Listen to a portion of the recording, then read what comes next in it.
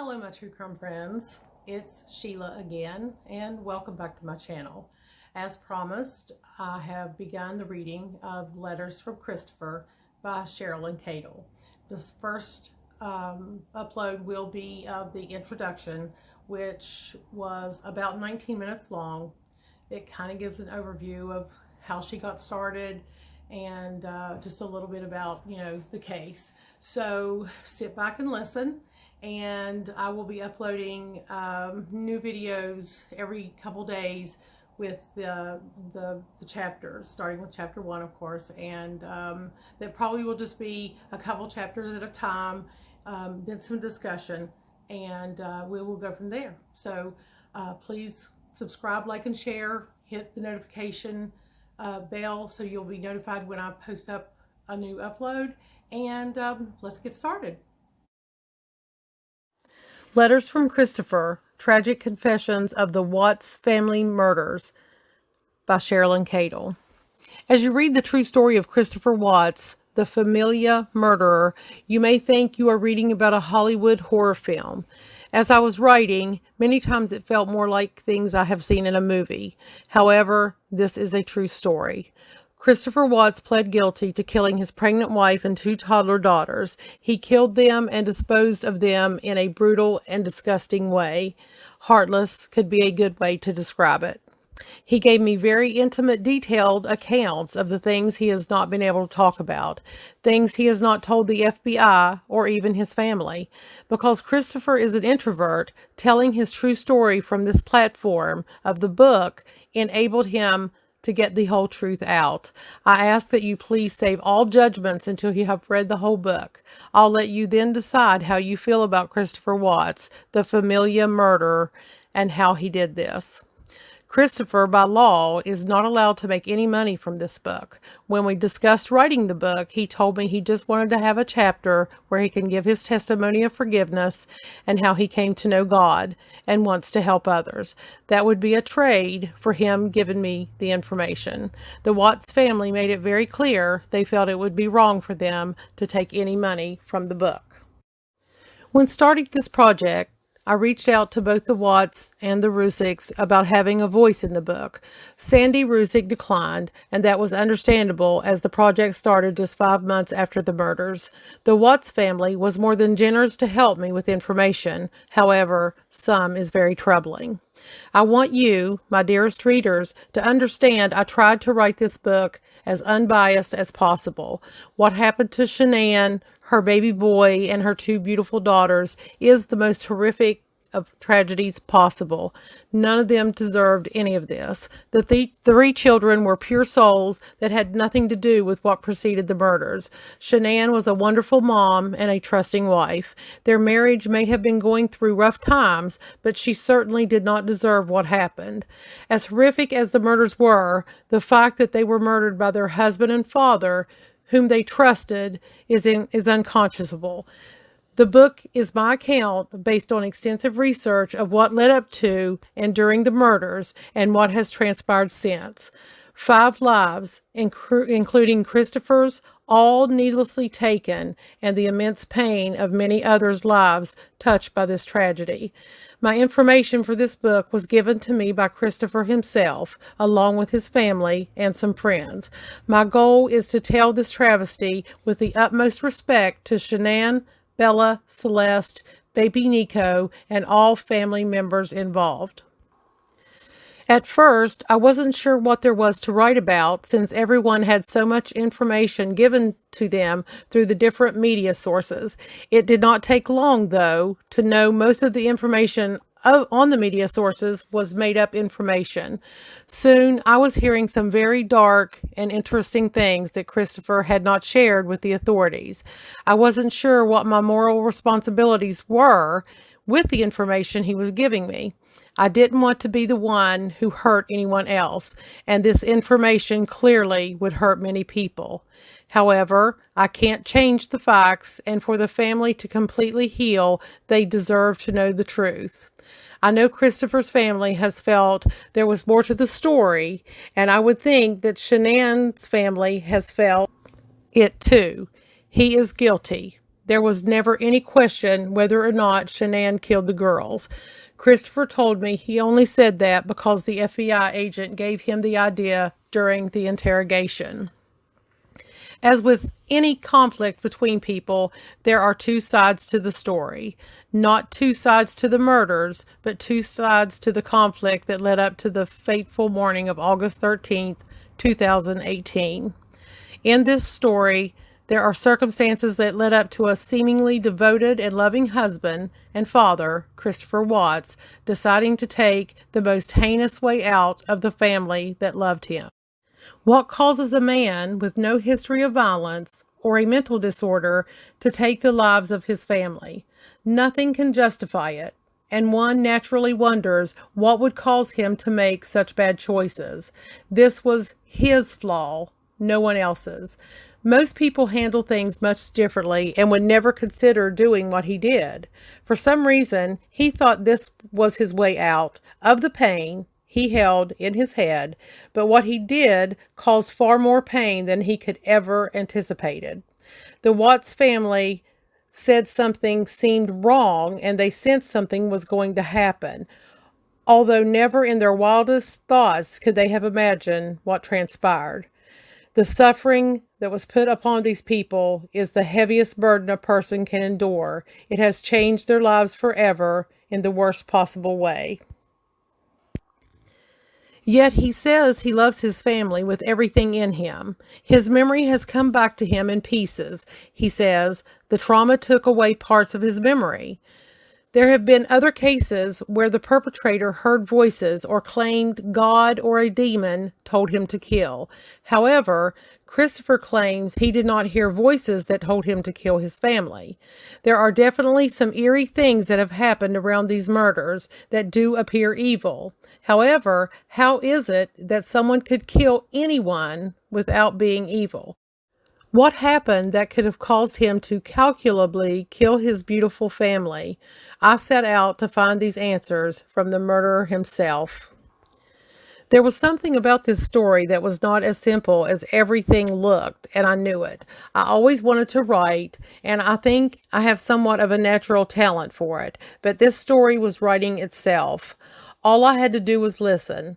I have a feeling if you were to ask any of the authorities who worked with this case, they would probably tell you it was very different from others they have worked on, that Christopher is different from any other perpetrator they have dealt with. Christopher says he felt evil spirits around him for a few weeks before the murders. Actually, Christopher's story is very dark and eerie. Through research, I have found that some sophisticated psychiatrists believe that evil spirits are, however seldom, assailing humans. Sometimes it is the patients who are deluded about demons, but careful observation by some has led them to believe that certain extremely uncommon cases can be explained no other way. The Vatican and priests have said the demand for exorcists has been increasing. In fact, in 2010, the U.S. Conference of Catholic Bishops organized a meeting in Baltimore for interested clergy who could perform exorcisms. Assaults upon individuals are classified either as demonic possessions or as the slightly more common but less intense attacks, usually called oppression. It is not exactly like the devil made me do it. There are many true crime junkies that take all of this very seriously, and it all makes sense that people would hate someone who could turn on his family and kill them all in cold blood. No one really gives a criminal like this a chance. No one wants to hear excuses. They just want the truth, and in detail. I have that. I found it interesting, though, that Christopher does not give excuses. He owns up to what he has done, but tells me he knows he wasn't himself. He has never talked about insanity, just the darkness he felt that came over him. On August 13, 2018, the horrific crime was committed by 33-year-old Christopher Watts. He annihilated his entire family. His pregnant wife Shanann, only 34 years old, his 4-year-old daughter Bella, and 3-year-old Celeste. It would seem the very last thing on Shanann's mind would have been that her gentle and loving husband would be capable of killing his family. However, Evilness seemed to hover over the house that was once so full of love and laughter, as those inside were enjoying their lives. What seemed to be a normal family living in this beautiful home had secrets that were hidden in the middle of the man who was living there with his family. As he took a mistress, he didn't feel there was still room for his family. The beautiful town of Frederick, Colorado, population only 12,000, with its upper middle class subdivisions filled with young families enjoying the clean air and beautiful lifestyle that it offered by the best of Colorado, was on edge on August 13th and 14th. This quiet, pristine subdivision could be seen in the warm evenings with families taking walks and talking to neighbors and just enjoying the surroundings of where they lived. The neighborhood was abuzz as they talked with each other about the family that lived at 2825 Saratoga Trail. However, they need not fear the person responsible for the missing of Shanann and her two daughters, even though he lived amongst them. His aim was only his family. To everyone else, he was the kind and gentle friend they all loved. In the year of 2018, this was the only violent crime in Frederick. This one took 4 beautiful, vibrant lives. They did not realize that murderers lived amongst them. There was a black cloud that hung over the community as life tried to go on as usual. The small community where Christopher and Shanann lived became paralyzed with the news that Christopher Watts killed his family. People in town huddled in small groups discussing what had happened. Flyers with Shanann's and the girls' pictures still hung in windows and businesses of town. The tragedy seemed to have touched everyone in the small town. It touched people all over the United States as people stopped when his name crossed their television screen. As people gathered on the lawn of the Watts house to pay their respects, people who didn't even know them were emotional because of the sick way the little girls' bodies were disposed of. The story made people angry, and they wanted revenge on the man who did this. People would drive by just to get a glimpse of the house where the horrors took place. Rumors had already begun about the house having spirits and ghosts. On August 15th, when it had become clear that Christopher had murdered his family, the parents in the communities that all knew the Watts were left having to explain to their children why they could not play with Bella and Cece ever again, or why they wouldn't ever be going for a visit. Having to answer questions like, what is dad? And where is heaven? And why did Bella and Cece's dad hurt them?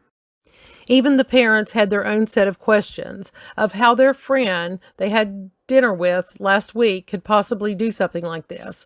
Some of them had even allowed him to watch their children while enjoying parties at the Watts home.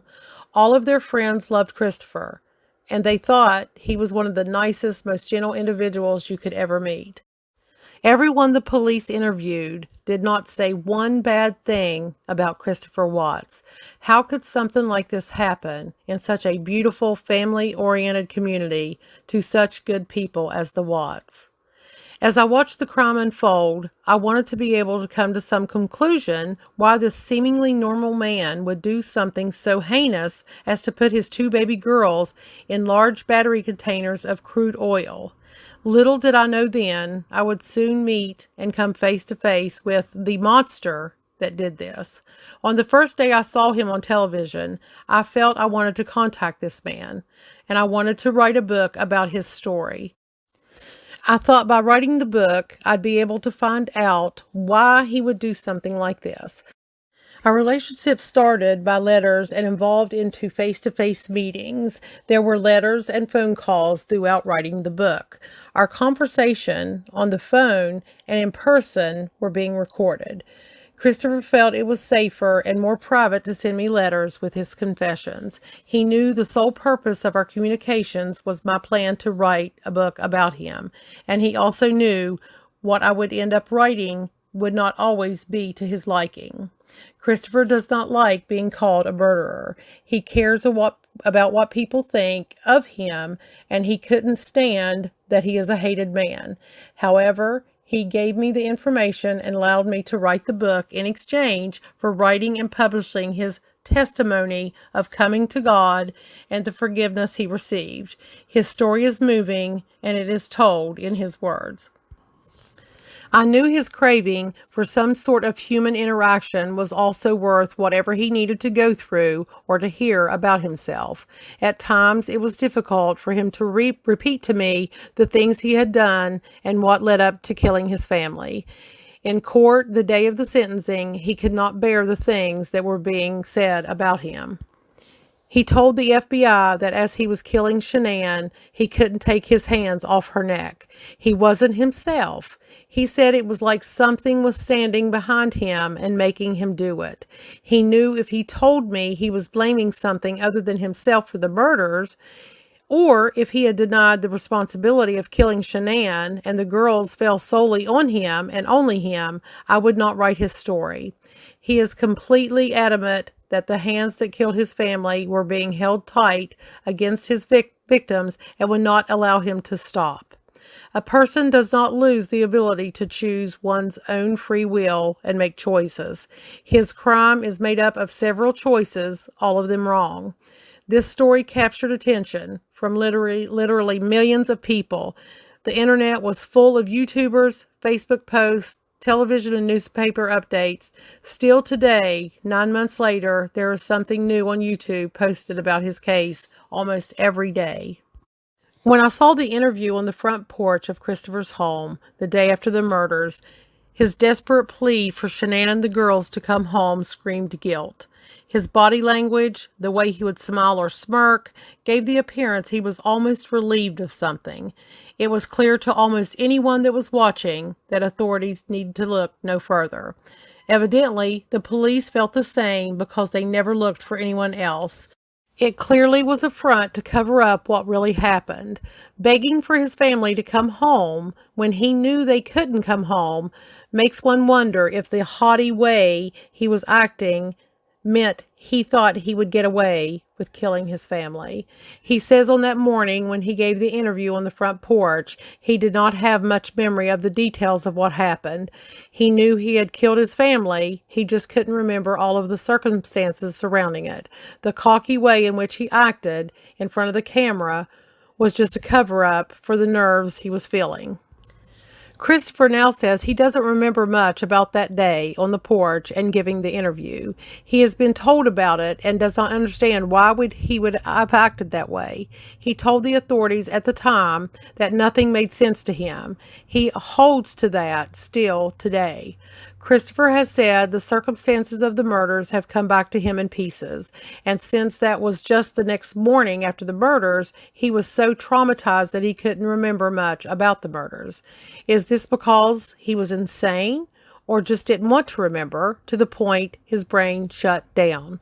When a person experiences a traumatic event, adrenaline rushes through the body and the memory is imprinted in the limbic system. Consequently, after trauma, the brain can easily be triggered by sensory input, reading normal circumstances as dangerous. Even his father-in-law in the sentencing called him an evil monster. Whether it is true or not, only Christopher knows. Many do not believe he couldn't remember, yet even though self-induced, he did not suffer from tremendous trauma. So this is where I stepped from a normal life into the life of the insane. I never had an interest in anything like this before, and I was being warned that hearing all of the intricacies of a murder, especially one with very small children, can mess with my psyche. That warning was very correct. I myself had to have counseling after listening to the deep details of this case. I found myself not able to sleep many nights, and when sleep did come, I would dream about the case. From the first meeting with Christopher, as he talked about what had happened, I could honestly feel the darkness of it. I have always believed a person who could kill someone in cold blood must be insane. No one could possibly be sane and do this. It was confusing, however, because Christopher seemed so nice and thoughtful and sort of boyish.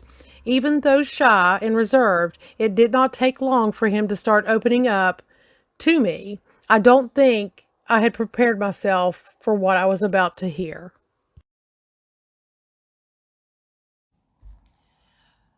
Okay, that was the introduction.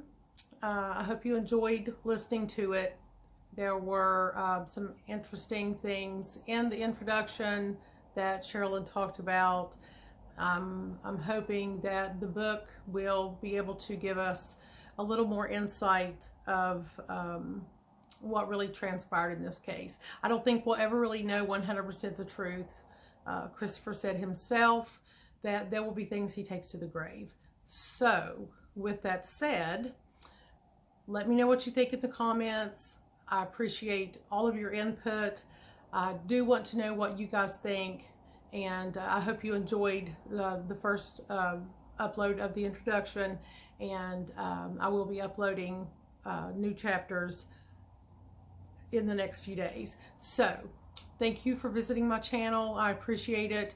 Please subscribe, like, and share. I would also appreciate that. And until next time, my true crime friends, I will see you in the next video. Bye.